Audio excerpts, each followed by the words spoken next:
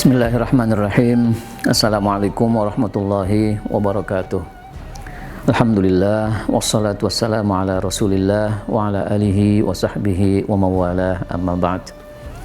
Saudara-saudara, tidak terasa sampai hari ini kita sudah melewati waktu lebih dari 8 bulan masa pandemi, sejak bulan Maret sampai sekarang, bahkan 9 bulan.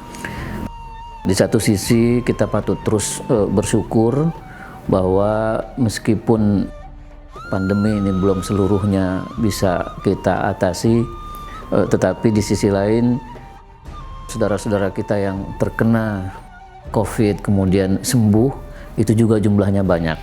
Mari kita fokus kepada yang sembuh itu supaya kita terdorong untuk lebih banyak bersyukur. Dengan bersyukur, kemudian Allah akan memberi nikmat lagi berupa kesembuhan bagi yang lain dan berupa tidak berlanjutnya pandemi COVID ini.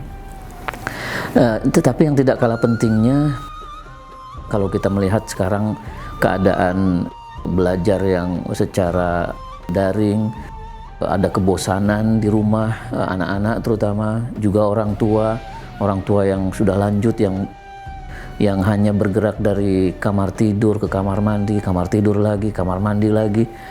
Itu memang menimbulkan kebosanan. Selain kita berupaya dengan menjaga, mematuhi protokol kesehatan, tentu ada aspek lain yang juga perlu kita perhatikan, yaitu aspek kerohanian, aspek spiritualitas kita. Karena kita harus sadari juga bahwa manusia diciptakan oleh Allah dari dua unsur. Jasmaninya, jasadnya, badannya itu berasal dari tanah.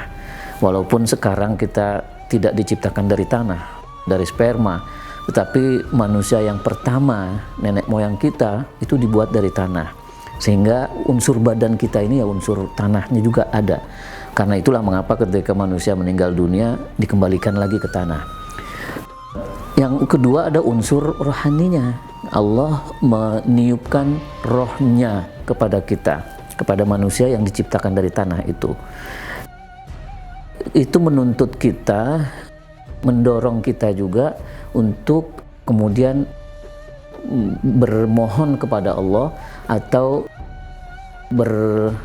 menuju kepada Allah ketika kita sedang mengalami keadaan-keadaan susah.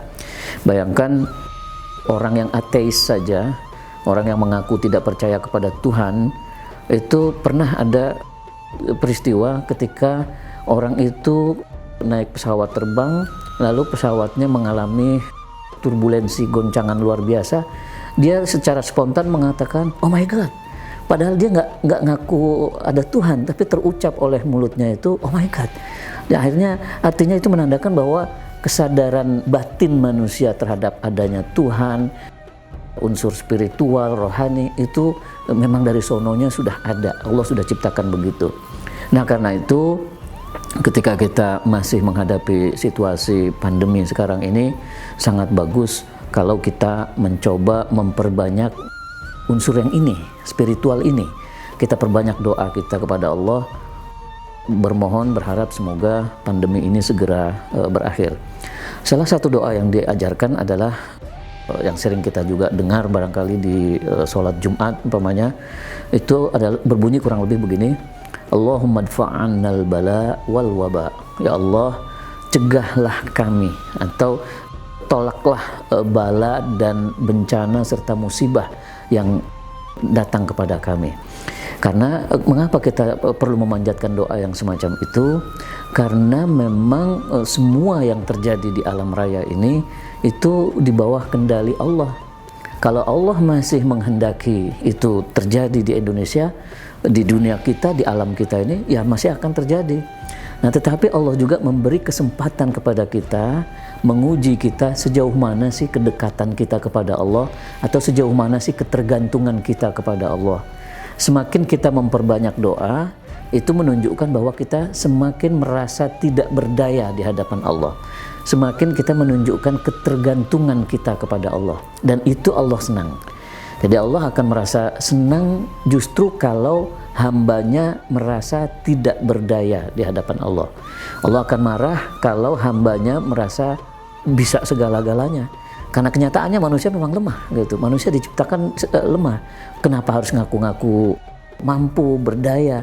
Nyatakan saja kepada Allah bahwa kami tidak mampu, tidak berdaya. Nah, bukti kita tidak mampu, tidak berdaya itu adalah antara lain dengan cara berdoa. Berdoa karena ya Allah, kami sangat bermohon ya Allah, kami sudah melakukan upaya semampu kami, tapi tetap ketentuan akhir ada pada Engkau ya Allah. Karena itu tolong cegahlah bencana ini, tolong akhirilah bencana ini, musibah ini. Itu kurang lebih makna yang kita bisa tangkap dari doa yang saya bacakan tadi. Nah, itu doa itu pernah dipanjatkan oleh Rasul, juga kemudian diikuti oleh ulama-ulama, pengikut-pengikut beliau, terutama ketika terjadi musibah besar atau bencana seperti yang sekarang ini.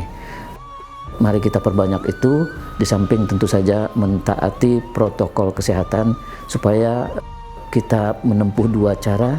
Mudah-mudahan dengan begitu Allah segera mengangkat dan menyelesaikan pandemi di bangsa kita ini. Terima kasih. Mohon maaf. Wassalamualaikum warahmatullahi wabarakatuh.